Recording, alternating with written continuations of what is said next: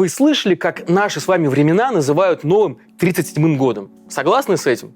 Да, конечно, до расстрелов по контрреволюционной статье и тюремных сроков заведения бизнеса пока дело не дошло. Но ведь и в свободные 20-е годы прошлого века люди не подозревали, что их будет ждать через какие-то 10 лет. Увы, традиция искоренения инакомыслия появилась не при Путине и даже не при Сталине. Российская власть, под какой бы вывеской она ни выступала, имеет давние и хорошо отработанные механизмы подавления воли собственного народа. Более того, она прикладывает довольно много сил, чтобы мы с вами про эти ее механизмы не думали, а лучше вообще забыли. Ведь именно поэтому в конце 2021 года и был ликвидирован Центр «Мемориал», который занимается сохранением памяти о жертвах политических репрессий в СССР. Но, как писал Оруэлл, кто контролирует прошлое, тот контролирует и будущее. А значит, нам жизненно важно помнить, что сотни лет позволяла себе делать с народом наша страна. В этом выпуске разборов мы поговорим о репрессивных привычках нашей Родины и почему мы так долго терпим все это. Меня зовут Павел Коныгин. Подписывайтесь на канал «Продолжение следует» в Ютубе и в Телеграме, чтобы не потеряться в эти мрачные времена. Потому что вместе мы не одиноки.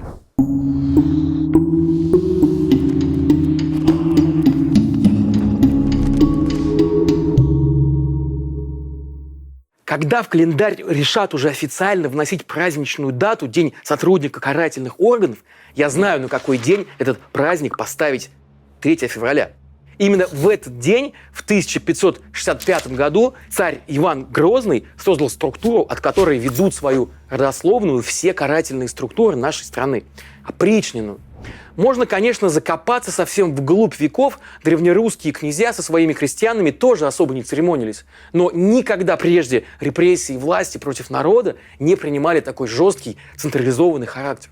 Причины, по которым Грозному понадобилась опричнина, понятны. Все детство и юность будущий царь Иоанн Васильевич провел в эпицентре дворцовых интриг и жестокой борьбе за власть между князьями и боярами. У него были серьезные причины опасаться за свою жизнь. И с годами у него развилась настоящая паранойя, и он стал видеть заговоры даже там, где его не было. Встав во главе большого государства, царь начал искать людей, на которых он мог бы по-настоящему опереться в своем противостоянии с влиятельными боярами. Для этого он решил выделить среди своего ближнего круга особую касту опричников. От слова «опричь», то есть «вне», «отдельно». Ну и с тех пор так у нас и повелось. Вступая в ряды спецслужб, человек как бы отделяет себя от простых людей, возвышается и получает власть над ними. И эта власть неизменно его развращает. Русский культурный код надежно хранит канонический образ опричника. Это такой вооруженный всадник в черном, с метлой и отрубленной собачьей головой, притороченный к седлу. Верные псы государя, которые выметают из России всю нечисть. А по факту просто грабят, насилуют, пытают и убивают бессловесное, бесправное население. И все это при полном попустительстве царя, который во всем видит то происки Запада, то пятую колонну, а то вообще оправдывает реки крови своей божественной миссией. Ничего вам это не напоминает? По вине Ивана Грозного и опричников тысячи людей окончили жизнь свою на плахах и в застенках. Деяния опричников погрузили страну в глубокий кризис, который спустя несколько десятилетий вылился в смуту, когда Россия едва не исчезла с политической карты мира. Печальная ирония заключается еще и в том, что когда настала пора по-настоящему защищать Россию от врага, во время наступления на Москву крымского хана в 1571 году, опричники на бой просто не явились. В итоге Москва сгорела почти полностью, погибло до 120 тысяч человек, и еще 60 тысяч татары увели в плен. Лишь тогда до Ивана Грозного дошло наконец, что от опричников нет никакого толку, и он их просто разогнал. Но мощная историческая травма у страны осталась. Преступления опричников ярко описывали и Николай Карамзин, и Алексей Толстой, а в 2006 году писатель Владимир Сорокин написал культовую повесть «День опричника», показав, что даже спустя 5 веков, по сути, в нашей стране ничего не изменилось. Но не будем забегать вперед. После воцарения в России династии Романовых народ хоть и задышал чуть более спокойно, чем при Иване Грозном, но не слишком. Из-за окончательно узаконенного царем Алексеем Михайловичем крепостного права на 2,5 века Россия фактически превратилась в рабовладельческое государство, в котором крестьяне, составлявшие 90% населения, превращались в товар. Их можно было продавать, дарить, разлучать семьи, сечь, даже убивать. Так, например, помещица Дарья Салтыкова запытала до смерти в своем имении больше 100 человек, и в основном женщин и девушек. И под суд она попала лишь после того, как жалобы докатились до императрицы. Описание плачевной участи крестьянства – это практически основа русской литературной классики XVIII и XIX веков. При этом авторы этой самой классики нередко бывали наказаны за свое вольнодумство. Ну вот, например, написавший «Крамольное путешествие из Петербурга в Москву» Александр Радищев был арестован и приговорен к смерти. Бунтовщик хуже Пугачева. Так его окрестила Екатерина II. Пугачев, как мы с вами помним, поднял и вооружил многотысячное войско, держал в осаде многие города, наводил страх на всю империю в течение нескольких лет. А Радищев всего-навсего книгу написал. В итоге сама же Екатерина помиловала его и сослала в Сибирь, цинично написав в приказе: едет оплакивать плачевную судьбу крестьянского состояния. Хоть и то неоспоримо, что лучшей судьбы наших крестьян у хорошего помещика нет во всей вселенной. Та же Екатерина, которая в молодости переписывалась с Вольтером и выстраивала имидж просвещенного эдакого монарха, посадила в тюрьму и великого российского просветителя Николая Новикова и ликвидировала его типографию. Просто потому, что мыслитель, издатель и журналист в стране должен был быть только один – сама Екатерина. При следующих Романовых многих русских мыслителей постигла похожая участь. Петра Чаадаева за его философические письма принудительно поместили в сумасшедший дом. Пушкина и Лермонтова неоднократно высылали из столицы и в итоге довели до могилы. Достоевского за чтение письма Белинского Гоголю едва не казнили, а, отменив в последнюю секунду высшую меру, отправили в Сибирь на каторгу. За ним следом на 20 лет отправили на эту же каторгу и в ссылку Николая Чернышевского. У Льва Толстого в Ясной Поляне жандармы проводили обыск, не поленились даже залезть рыболовной сеткой в пруд, пытаясь выловить якобы утопленный там типографский станок. Ну и, конечно, цензура, закрытие газет и журналов, аресты и ссылки на каторгу за хождение в народ и чтение запрещенной литературы. Особенно отличился в этом направлении император Николай I, получивший прозвище Палкин. Последние годы его правления даже вошли в нашу историю как мрачное семилетие. И вот посмотрите, какую увлекательную параллель мы тут с вами имеем. Тогда российским подданным был запрещен выезд за границу, а те, кто успел таки уехать до запрета, должны были вернуться под угрозой конфискации имущества. Цензура тоже дошла просто до какого-то маразма. Разрешение от цензурного комитета нужно было получать даже для печати упаковок для детских игрушек. Ну и история, конечно, повторилась. Россия погрузилась в очередной кризис и проиграла в Крымской войне, а сам Николай скоропостижно заболел и скончался. Но даже после прихода к власти либерального Александра II, прозванного освободителем, реакция и цензура никогда по-настоящему не прекращались. И его наследники тоже продолжали следовать традиции насилия как единственно возможной форме диалога с людьми. Друзья, этот выпуск стал возможен благодаря вашей поддержке, благодаря тому, что вы смотрите нас и делитесь своими мнениями в комментариях. Рассказывайте о нас друзьям. Вместе мы делаем вклад в то, что больше людей переосмысливают происходящее и думают критически. И мы хотим продолжать. Но нам нужна ваша помощь. Поддержите нас любой комфортной для вас суммой. Даже небольшие, но регулярные пожертвования важнее крупных, но разовых. Все ссылки есть в описании к этому видео. Спасибо и остаемся вместе. И вот уже 20 век. В воскресенье 9 января 1905 года царские войска расстреляли мирное шествие рабочих на подходах к Зимнему дворцу. Рабочие хотели просто передать царю свою петицию о невыносимых условиях труда и необходимости больших гражданских свобод, а по ним открыли огонь. Жестокий, ничем не объяснимый разгон мирного шествия породил бунты по всей стране. В ответ министр внутренних дел Петр Столыпин приговорил к повешению несколько тысяч человек и десятки тысяч отправил в ссылку в Сибирь и на Дальний Восток. Вскоре его самого пытались взорвать, а потом и застрелили. В общем, это была настоящая мясорубка, круговорот насилия, где государство и народ пытались просто посильнее дать друг другу по морде, пока страна окончательно не развалилась. И на осколках самовластия не воцарились большевики. И что бы вы думали? Наконец-то представители народа встали у руля, и настало царство всеобщей справедливости? Как бы не так. Репрессии продолжились пуще прежнего. Наступил красный террор. Причем многие репрессивные практики большевики просто переняли именно у царской власти. К примеру, после выхода в феврале 18 года декрета о печати большевики начали активно закрывать оппозиционные газеты и журналы, конфисковывать типографское оборудование, высылать сотрудников из городов, накладывать неподъемные штрафы, как до этого делало именно царское правительство. Всего за 3 месяца к маю 18 года им удалось закрыть больше 100 меньшевистских и эсеровских изданий. Всех неугодных ученых, писателей и философов большевики просто посадили на пароходы и поезда и выслали из страны. Но наиболее излюбленным средством борьбы с инакомыслием для большевиков стали расстрелы. По разным оценкам, жертвами красного террора 18 и 22 годов стали до 2 миллионов человек. Такая вот она, диктатура пролетариата.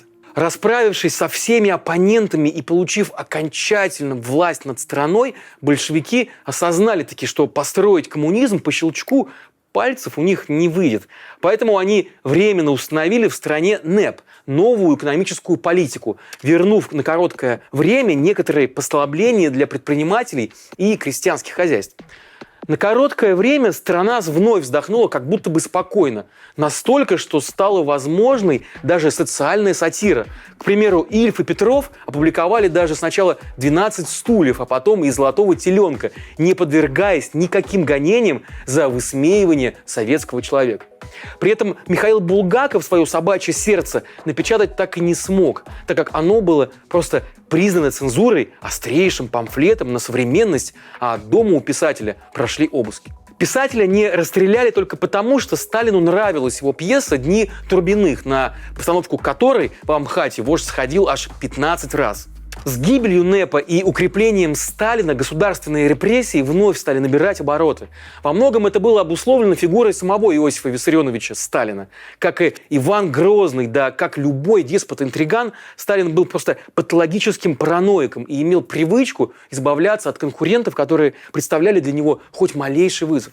Сперва была зачищена партийная верхушка, затем высшие командные чины Красной Армии, а потом уже репрессивная машина не присматривалась и просто пожирала всех.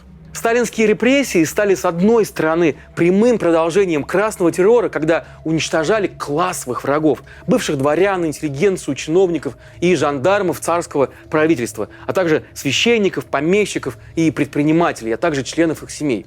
Но, с другой стороны, этот процесс совпал с индустриализацией. Сталину было нужно быстро перевести молодую Советскую Республику на рельсы плановой экономики и поднять показатели тяжелой промышленности.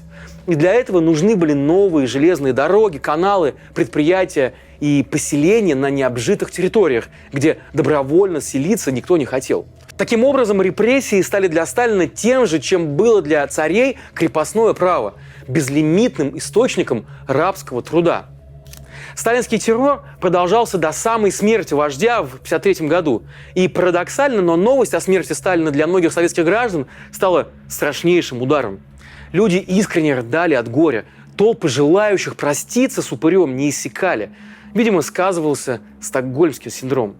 В результате там возникла на похоронах страшная давка, в которой погибло 127 человек. Писатель Эдвард Родзинский, попавший в эту давку, назвал те события кровавым прощанием Сталина с народом. Всего, по оценкам мемориала, сталинские репрессии затронули от 10 до 39 миллионов человек, из которых больше 1 миллиона были расстреляны, свыше 4 миллионов отправлены в ГУЛАГ. Бесчисленные миллионы подверглись депортации, раскулачиванию, погибли от голода, были осуждены по абсурдным обвинениям, лишены политических прав и претерпели еще немало разного рода лишений.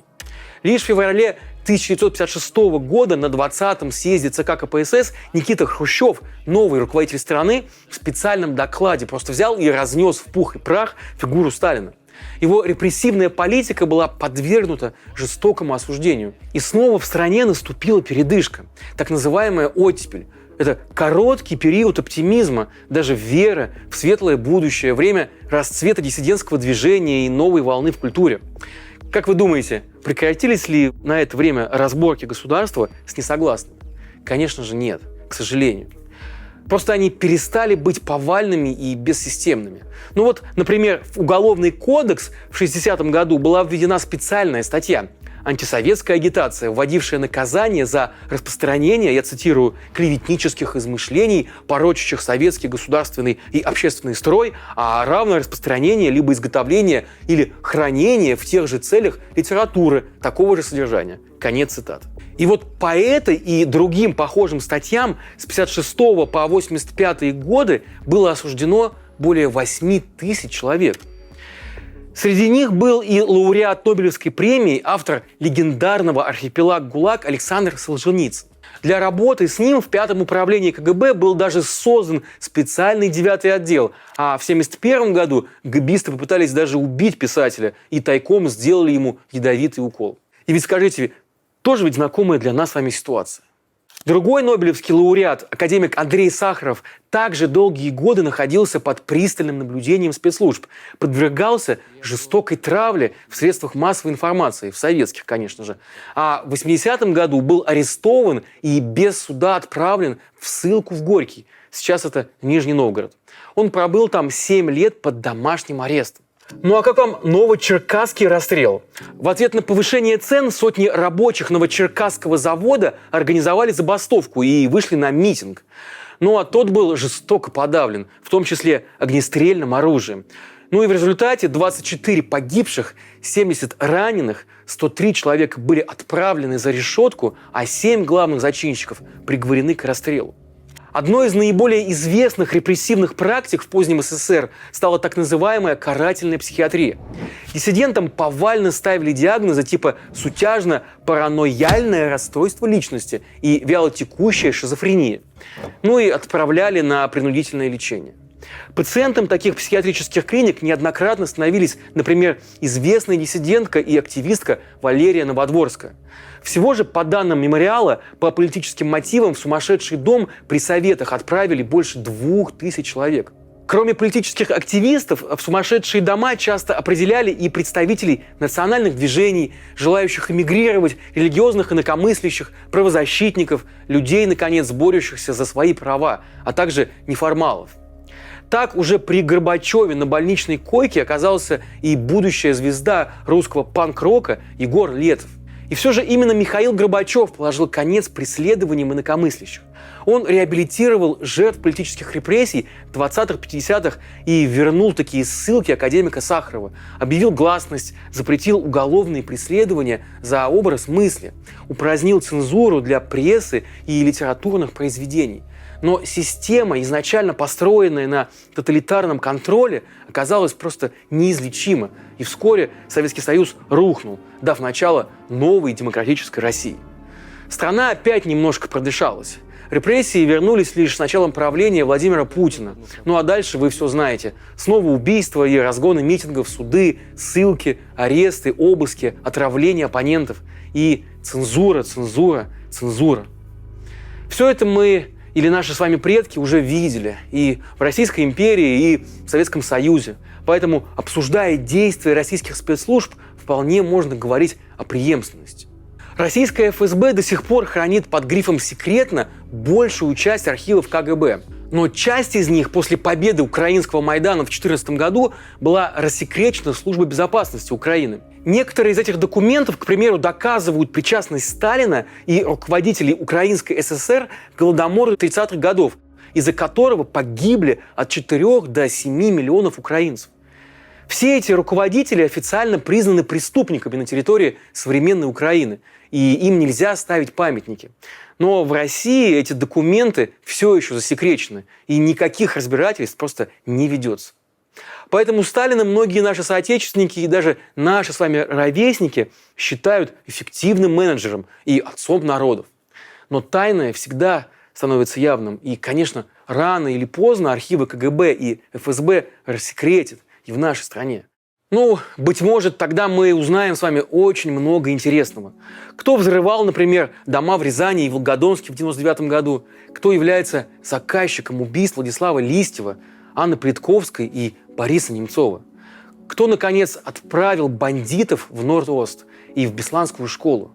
И как на самом деле выглядела работа отравителя Алексея Навального? Влияли ли российские спецслужбы на выборы в зарубежных странах при Путине? Ну и многое другое. Что ж, вывод у нас напрашивается довольно противоречивый. С одной стороны, репрессии в России не заканчивались никогда. Ну а с другой стороны, все когда-нибудь заканчивается. Примеры Ивана Грозного, Николая I, Сталина рассказывают нам одну и ту же страшную сказку. Наша география, история, экономика, наш общий культурный уклад раз за разом выталкивают на вершину властной пирамиды наиболее жестокого, властного и подозрительного человека, который всеми силами цепляется за эту власть и прибегает к репрессиям и насилию. Какое-то время ему удается удерживать трон, однако это неизбежно приводит страну к краху, с которым умирает и он сам. В итоге вся история России становится похожа на нескончаемый круговорот времен года, который состоит из 4 этапов: революция, репрессии, оттепель и застой. Последнюю оттепель мы с вами пережили во время правления Дмитрия Медведева. Затем года до 22-го, пожалуй, был застой. Однако вечно он длиться не может, а значит, вскоре нас ждут большие перемены. Давайте постараемся сберечь себя для этих перемен. Ну и, конечно, продолжение следует.